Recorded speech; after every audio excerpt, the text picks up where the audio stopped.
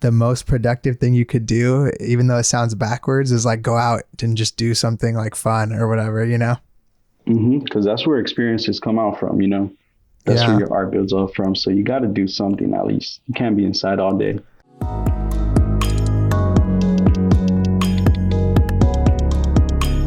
Hey everybody, welcome back to the Jesse Nyberg Podcast. Today I'm here with Stax, a talented collage artist from Los Angeles. Excited to talk with him. How you doing, man? Doing pretty good, man. It's been a long day, but I mean, we're back at it. Yeah, we're actually back at it. We tried to record earlier, had some technical difficulties, but now we're in it. What'd you kind of do all day? So I went back to working on some collage I was already working on, and I was just looking for pieces all day, and I found something that I liked, and I went with that. So I was just working on getting it right. Yeah. Do you spend like certain different parts of the day where like you're just doing kind of research and gathering materials and things? Yeah, that's mostly from like afternoon to like maybe 2 o'clock, 3 o'clock. And then I take a break from it, have dinner, and then I go back to my room. And that's when, 6 p.m. and forward is usually when I'm in the mode and working on it. Yeah, I noticed not just with collage, I do a little bit myself, but with other like design stuff on the computer, there's kind of like different like mindsets you're in. Like you can have a mindset where you're just doing kind of like visual research, inspiration, like gathering everything, getting it ready. And then there's like the execution, like production kind of mindset. Yeah, right. And it's like, I don't like to do it all in one go. I like to split up that different kind of work as well. Yeah, so do I. Sometimes it even comes like, sometimes I'll be working on something already and then something will cross by and I'm like, all right, I'm adding this. It's perfect for what I already have. Yeah. Yeah, like just little accidents like that. I find that too where sometimes I have people tell me, other people I've talked to and all kinds of things where we talk about like creative block and things. And I realize like, if you just get started on something, whether it's like a poster, collage, whatever, even if the idea is not so good, you might find a good idea like inside that idea and it'll just start to change. Like you don't have to always just do what you started out to do, Yeah, exactly. There's many times like, you see something and you think it feels great, then you put it together and it just doesn't work, and you can definitely save that for later. And that's what happens to me a lot. Actually, I keep a packet of just stuff that didn't work out, but will probably work out in the future. Yeah, for sure. What have you kind of been doing this whole week? Just working on art stuff? Yeah, just working on art stuff. I had taken a trip to Mexico with the family last weekend. This past weekend. I think I saw that. Yeah. So I was out there and it was cool to chill out. And then back on Monday, everybody was on their grind. So was I, I had just closed out some series I was working on. So then I wanted to continue working on some other stuff that I had just put aside for about a week or two. I brought it out and I've been creating on that. Yeah. Have you, do you kind of work when in like a normal schedule like that, like Monday through Friday? No, I don't actually. Like if it comes to me, then I'll sit down for about maybe 3 hours. Like I said, do some research. If I get all the research out of the way, then it's just whenever, I feel like I can do it, Yeah. I don't know. It comes and goes, but it's definitely always there. Right. So every day. Yeah. I try to, not force myself because like I don't want to just do something just like in it just for the sake of it and it'd be like super bad, but I try not to let myself also sit around too long and just think like, oh, I'm just waiting, I'm waiting to get inspired, because sometimes people will be waiting to get inspired for like fucking months, and you can't be doing that. You just gotta, even if it's hard, you gotta just kind of try to do shit at least every other day, I think. Yeah, that's what it is. Like practice really helps you, gather what inspires you or like your inspirations and shit. So if I'm not inspired to do anything, that I'm going to put my whole heartfelt in it, then I'm just going to practice on something. And that's what, I could use it later on. It's great. Right. Did you, when did you kind of first get interested in doing collage and things? Were you always kind of like a creative type of person? Well, yeah, I'd say I am. I was always a creative type of person. Started back in elementary school, but what got me into like collage was probably around 2019.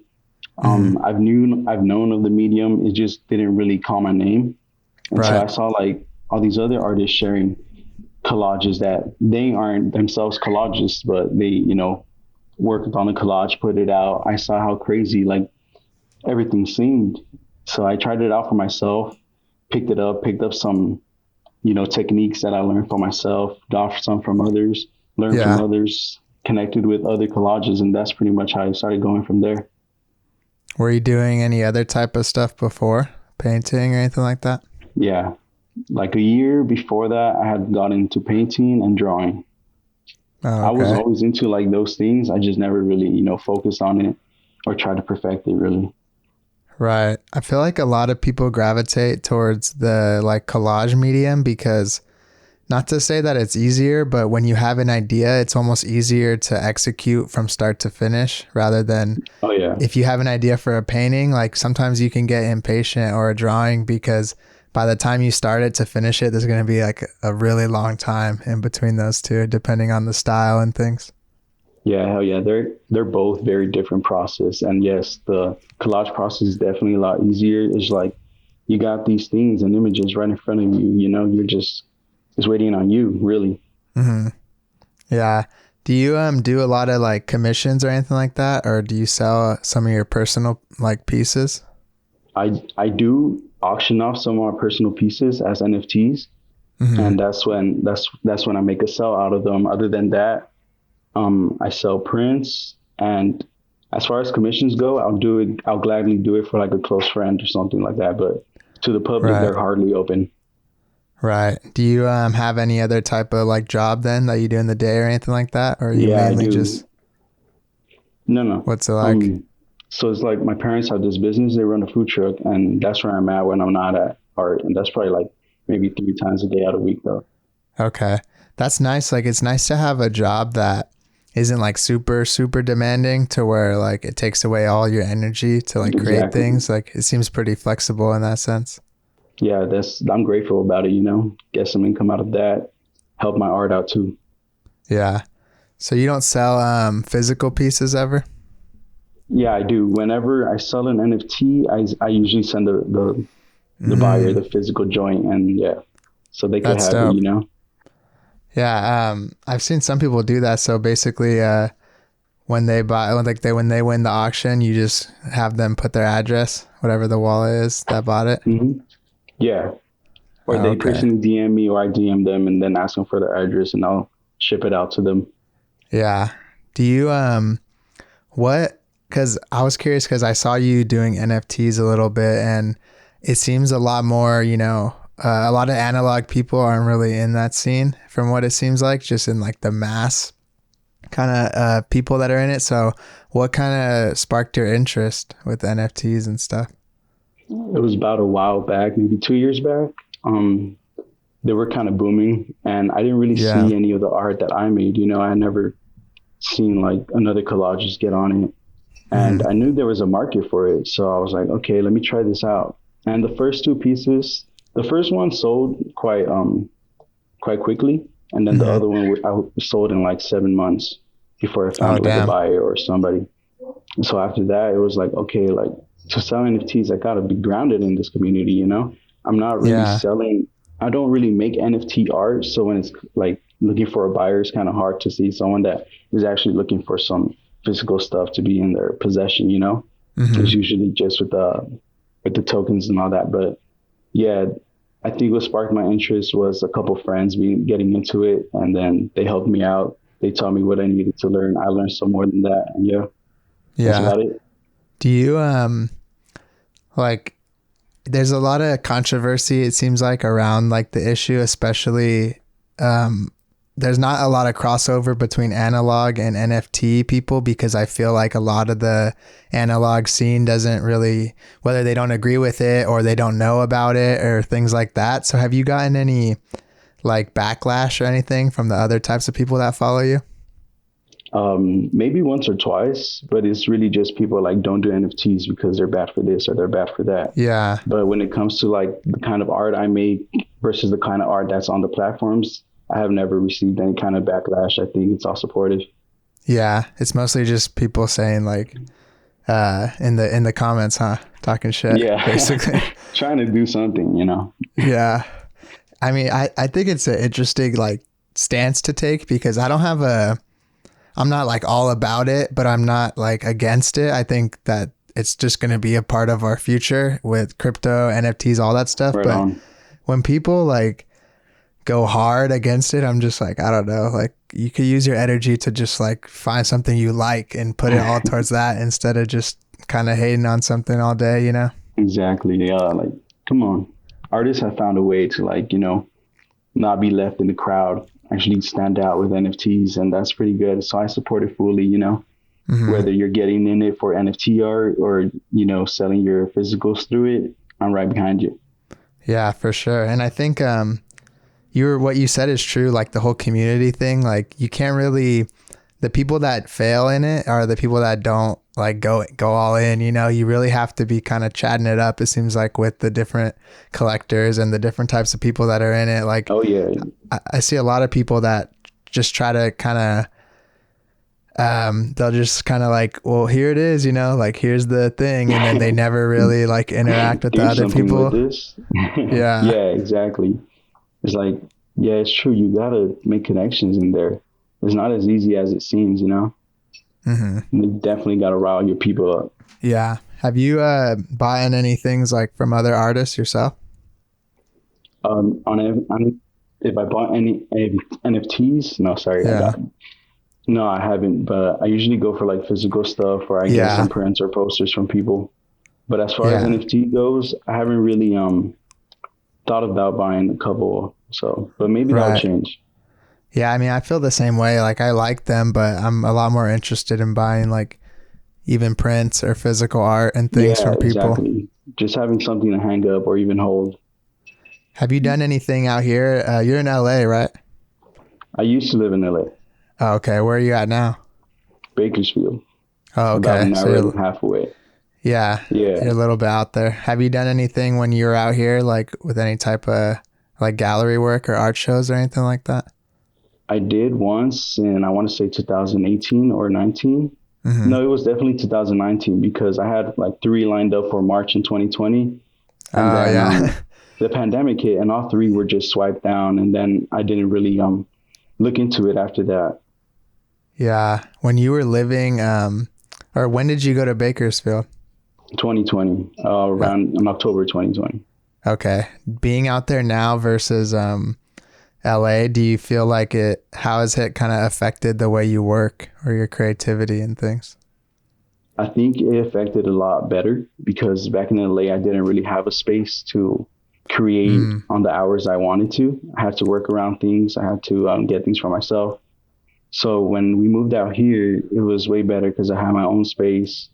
I was more determined. I was more motivated for some reason, I guess the move kind of helped with that.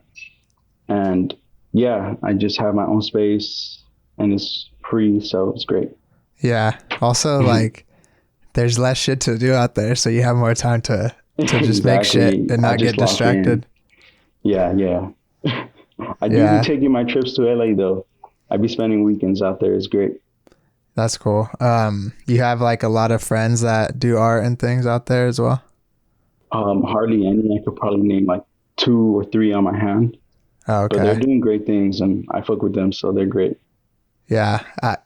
It's weird because I didn't always live out here. I always lived in SoCal, but I've only lived in like proper the city for like, I don't know, like 3 years now. And it's interesting because there's like a lot more people to meet and like I've met some cool people and there's a lot of things going on. But at the end of the day, with the internet and shit, I feel like everything I do, I could be anywhere, really. Like I just talk to people online most of the time anyway. So it's like, it doesn't really matter to be in the city too much, Yeah, it's just like what you do where you're at and what, tools you got around you. Yeah. I think that's what's important. It doesn't matter where you stay. When COVID first happened, it sucked, but for me, it was kind of like good for my productivity and just kind of like work ethic and things because I was just going hard. Like I didn't have anything to do on the weekend either because you can't really go out and whatnot. So like it was just an extra few days to work on shit. And I feel like that's kind of, I go out and do shit now, but a lot of that's carried over into like wherever we're at now, with it. Yeah, exactly. It's changed. It has formed like the way we work, the way we get to, sit down and see where it works for us. Because we had all that time spent inside, and I mean, creatives created, right? And Yeah. every time they were indoors, so it definitely helped me find a schedule for myself. Right. And it's nice to kind of the good thing too about now that you can go out a little bit more is sometimes for a while I was after like, the first year or so, I started to feel like it was hard for me to come up with things to create because I wasn't getting new, like I wasn't taking anything in outside. I was just in my own like little area, and it gets kind of Yeah, static after a while. You kind of need to just go outside and do things. Like sometimes like the most productive thing you exactly. could do, even though it sounds backwards, is like go out and just do something like fun or whatever. Because that's where experiences come out from.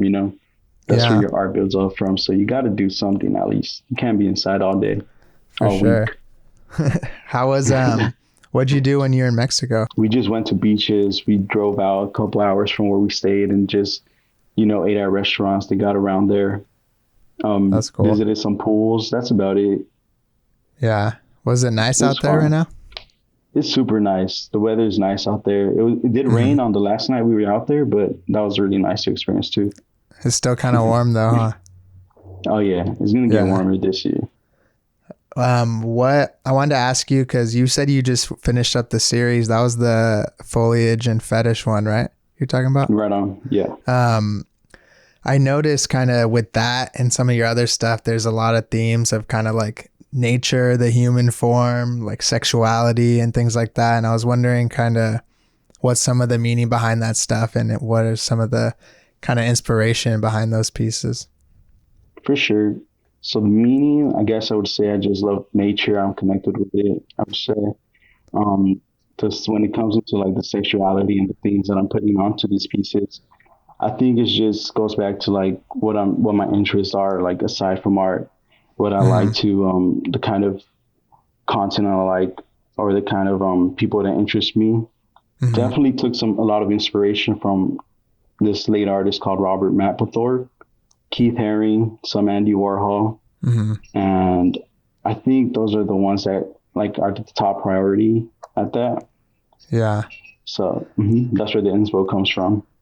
That's cool. Yeah, because it's interesting because, it's the same kind of, you see like everyone makes the collages with like the pretty girls, Playboy mags and all that shit. So it's interesting to see it from a different perspective with like a lot more of the male form and stuff because it just has like, it creates like a whole different kind of vibe and just shape to it, even in the way like the bodies are arranged and things. Right on. I believe that. I can see that. hmm What, what stuff have you kind of like sourced the most? Like, what are some of the types of like magazines and books that you like to get your stuff from? So I'm using magazines called Freshman, Hmm. using magazines called Drummers, um, Playgirl. Yeah. Uh, I'm using, let's see what else.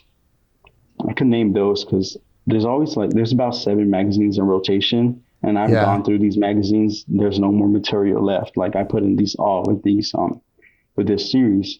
Hmm. So yeah, but those were the ones that are most in rotation. There was multiple of the Playgirl, so I've been getting a little bit more into like analog collage stuff. I had always kind of messed with it, but lately I've been picking up some more like vintage life and time and things like that and been exploring. And it's nice almost to have like the limitation of only what is there, like with the internet and things, like you can get whatever you want. It's kind of intimidating sometimes when you're only right. limited to like what subject matters in like these few books. Like I feel like it makes you a lot more creative that way. I think so too. I mean, I haven't really created like anything on the computer, even though I have these tools right in front of me. I did Hmm. take some classes in like high school, and I just didn't like the clicking and all that. And I think Right. analog works 10 times better for me. So Yeah. I noticed too, even when I'm working analog, like it's better for generating ideas because everything feels a lot less like permanent. Like, it's almost more permanent because you can't just like undo or whatever, but you're more like loose, just moving shit around, where in the computer you get so like everything has to be perfect right away. It's like you can't make little mistakes. Like I heard some guy talk about similar, like if you write on a typewriter versus a computer, it's a lot more of like a bitch to go back and erase like what you wrote. So you'll just kind of correct it with your words. Like you spell something wrong, you'll kind of say like, well, actually I meant this, and you'll actually write that out rather than just, you know, you could just easily backspace or whatever if you're writing on a computer, you know? Yeah, it's definitely a lot harder to go back and do stuff. But once I think you got to keep your like material free. You can't, you know, stick to everything. And then once you got your thing done, it's time to glue it down. What are those specific types of blades that you use with the thick handle like that? I use some X-Acto size 11, and then I use another knife called Betative. Is that the plastic like kind of handle one? Yeah. Because I've been looking to get into something like that, because I just have like this shit, the gold X-Acto, and it's fine, but I like how big that looks. It's like holding a highlighter or some shit. Yeah, it's thicker than the X-Acto. It's definitely better for like my hands. Yeah. And then I tried going back to the X-Acto. It didn't feel right. So those are just sitting there. But yeah. What was it called again? Betative? It's called Betative. Yeah. I'll send you a link later if you want. Yeah, cool. I'll check it out. So when you're doing NFTs and stuff, are you just scanning in like your physicals and then that's how you're digitizing it basically? Yeah. Scanning it at like 600. And then just uploading through there. It's how I upload all my work anyway, so it works out. What I noticed like you have a pretty big kind of following and stuff on Twitter. Did you notice anything kind of being the catalyst for that? Was there any specific moments when your page started to grow a lot more? I think it was when I just started being more consistent with it. And, you know, posting videos of me working or posting the magazines that I'm working with and connecting with other peers, basically. That's what grew that out of, but it's great. Yeah. Was it, were you doing a lot more of that stuff during COVID? Yes, I was. When the pandemic hit, I was just focused on magazines, because before that I was just doing some fan art of like pictures that I would print out myself. Oh, okay. So when COVID hit, that was when I really challenged myself to, you know, grow more in my area. And that's when I started doing analog magazines, you know. Yeah, that's dope. Yeah, I think, I don't know, most people I know, like they're a lot of their growth and things online happened throughout the pandemic. And I guess for an obvious reason, like we spoke about before, everyone was kind of online. And also, I sometimes forget, more people were also online as like the consumers, you know, and like as the viewers. Right. So there's just like more people to like retweet shit when everyone's stuck in their house. Yep, you're right on that, because I did see a lot of my friends who are artists as well blow up during the pandemic. So it's great. It's great to see, but I mean, it's a tragedy. Yeah, I know. It's like I try to talk about the good shit because it's so easy to talk about bad stuff about it, you know? Yeah, like it's like kind of infinite. But I noticed too, like something about the process work, like people that don't either aren't in that craft that you're posting about or don't create things in general. It seems like they're a lot more fascinated by the process, because when you don't know how something's made, you don't know, you could think it was easy, it was hard, it was simple, it was collage, photograph, painting. Like you almost don't even know when you don't fully like haven't done that stuff yourself. So I think the process work kind of brings the viewer into your world, and either they appreciate it more or less or whatever. Yeah, I think that's true. That's very true. And they love to see the process. Even I love to see the process. Some of my favorite artists, you know, digital or analog, but I think the process is something to definitely fall in love with, whether you're the viewer or the maker. Like, it's definitely important to share. I've noticed too, like, I like that a lot more people are sharing stuff like that, or like sketches and unfinished things, because I think when Instagram and some of these other sites first started, I think everyone was a lot too concerned with like acting like it was like a portfolio or something, you know, like everything they posted had to be like this masterpiece. But like that's a lot of pressure to put on yourself, especially when you're supposed to be posting shit like every week, you know. Can't really like, what do they expect? So it's like, I like that people have kind of, from the most part, at least people I follow, I've seen like they kind of took the pressure off a little bit and they're posting more behind the scenes and stuff like that. Yeah, it's great. And I don't think an artist should treat, well, it's just my opinion, right? But it's pretty cool sharing, you know, what you create with the world, and they'll step into your world, and it's great, especially if they could appreciate it. Right. And yeah, I think a lot of people take it too serious too, because maybe they don't have a website or something, you know, so that's kind of all they have for people to look at. So I guess it makes sense a little bit in that sense, but I only put like probably client work and then like 10 to 20% of the shit I post online actually in like the portfolio, you know, because it's easy to like, I don't know, shit can just be like a experiment, you know, and you just throw it out there and whatever. It doesn't have to be like perfect. Done is better than perfect, you know? There's certain things that make it to the portfolio and some that just don't. Right. So I get what you mean. I like too, a lot of the stuff that you kind of been doing. It seems like you have a mixture of some of the stuff that's like a lot more complex, like with the foliage stuff, and there's different textures and the markers and things. And then I like that you also have some collages that are just like 2 images basically, you know, put together and like very conceptual and simple. I like that stuff. I love to slow it down. Yeah. It's always great. That's, you know, those pieces come out of practice. So that's what it's, you know, it's kind of simple, 2 images, 3 images, but it works. What do you mean by that? Like, it took you time to kind of get those concepts down like that? No, like when I put those out, I'm putting out some practice that I worked on just so I could work on my next piece or take some things that I learned from here and take it there. So, but they're great. I think they have helped me a lot too. You mentioned earlier that you do some of the kind of research and like collecting or whatever you want to call it in the earlier part of the day, and then a lot more of the actual layout and things in the evening. Is there a reason to structure it that way? No, I think I just really like that.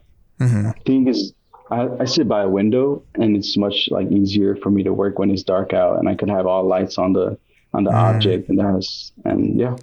You just like working at night? Yeah. Oh, okay. Do you stay up pretty late then when you work on stuff? I don't. I usually just stay up till maybe 12 and I'm working. If I want to get things done, I'll stay up like past 1 or 2. Oh, okay. Cool. Yeah, I think, I don't know. I have I'm like a night person, but then I also want to get up early, you know? So I usually just like don't sleep enough. I don't. That's why I don't stay up late. I get up early. So yeah, it works. What time do you get up usually? Usually 7. Earlier would be 6. Okay, yeah, that's and then I'm out and about. Yeah, the work that you do with your family, is that pretty early? Oh no, I go on like a 5K walk or run sometimes. Yeah. Okay. So that's what gets me out of bed.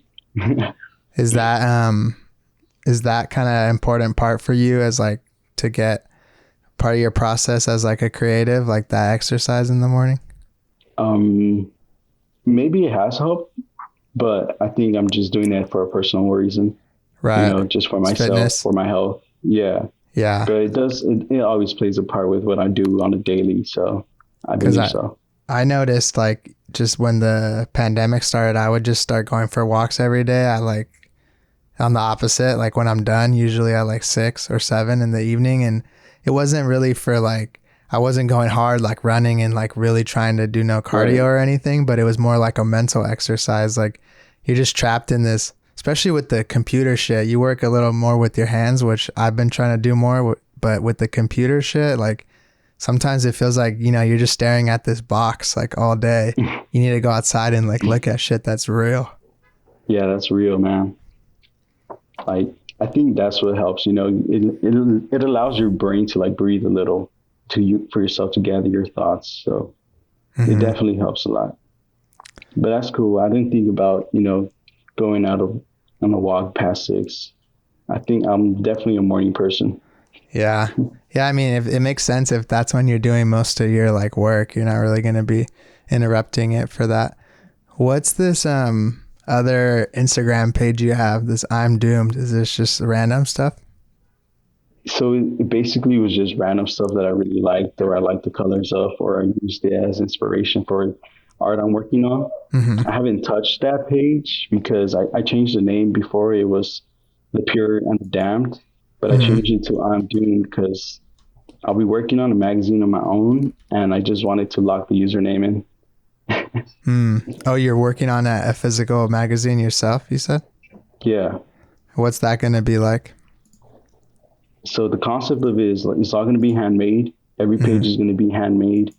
If I need something done on the computer, it's going to be printed out. It's going to be given some texture, scanned once again. And so that's the big idea behind it.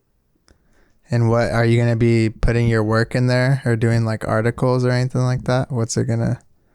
I think I also want to get into interviewing other artists and putting other artists' work in there, and having, That's hiring cool. other artists to make the covers for it and such.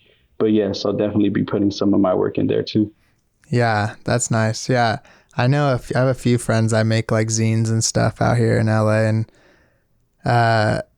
it's cool to like look and see like other people's work in there and stuff, because sometimes like I forget sometimes there's just people that are super dope that aren't really like online, so like that's like the only way to kind of find their shit is through like some like little punk zine or some shit. Hell yeah, that's the underground shit. I like it. Yeah. What are some of your, I guess, longer term goals, like as an artist? Is there anything that you want to do that's super important within like the next 5 years or so? Definitely the magazine. That's probably my biggest idea, and something that, has been my main focus since the beginning of this year. But other than that, I want to get into collabs with other people, have some of my own stuff in galleries, and just meet everybody online that I've became very good friends with. Yeah. There are a lot of the people that you met online like through the pandemic. Yeah.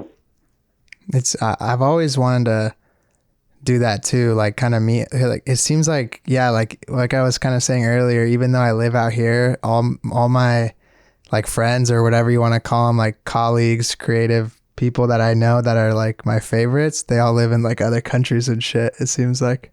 Yeah, right. That's great. That's what the internet is great for, just connecting with other people. And I think I've built more friendships online than I've had since I moved here to Bakersfield. Yeah, for sure. I think it's cool too, because I think a lot of people, designers, artists and things, like a lot of them kind of like get stuck like creating by themselves, and they're in their own little bubble. That is nice to actually have someone to like talk to and bounce ideas off of. Like you got to go into the lab, and create shit, but you also need to go out and like talk to people and like get new ideas and just even just like chat it up. Like I started this during the pandemic because not only did I always wanted to kind of do a podcast, but also I just like hearing how other people like do things. Everyone's the same, but everyone's also very different at the same time. Right on. I agree. Yeah. Yeah, you really got to get those conversations, and inspiration comes from anywhere, and even the conversation about bouncing off one idea you already had, they could add on to it. That's easy. Yeah. That's easily great. Yeah.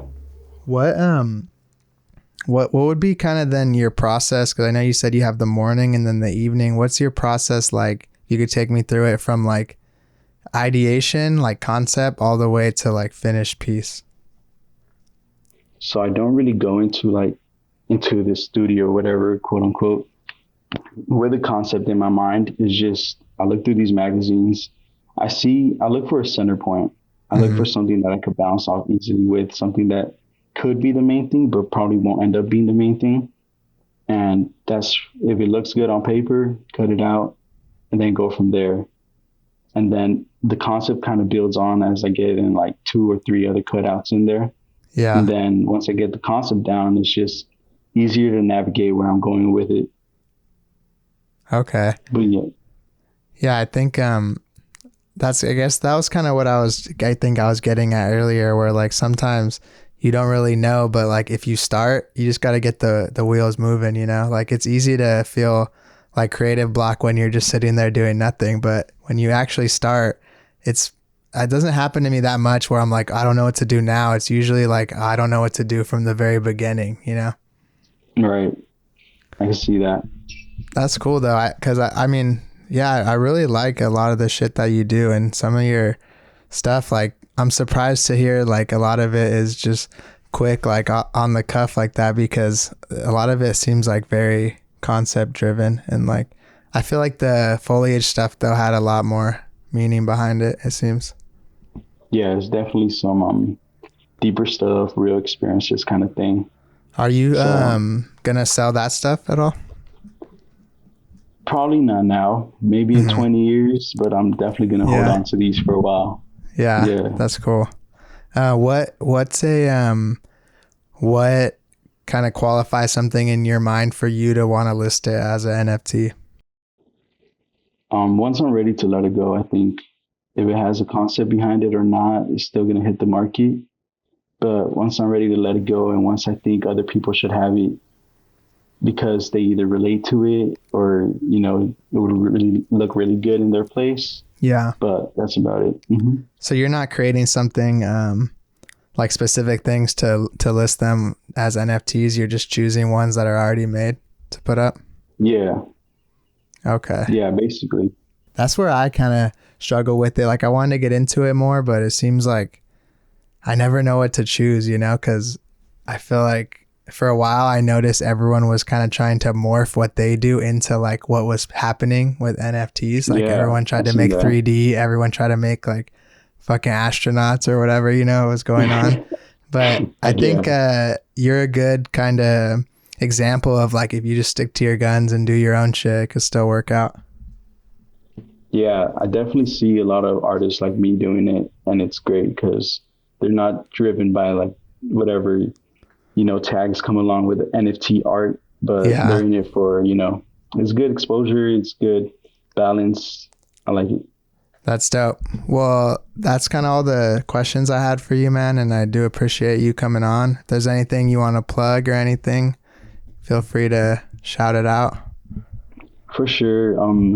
You know, if you're creative, just stick to what you're doing. You'll find your audience, you know, never let numbers, you know, don't let your numbers judge you, I guess, in a way. Mm-hmm. You're not your numbers, you're your art. So just stick with, you know, it's true to you. And yeah, just don't give up. Dope. And everyone can check out Stacks if you don't already know. Stvccs on Twitter and Instagram and all that. And thank you again, man. I appreciate talking with me. Thank you, Jesse. I appreciate it too.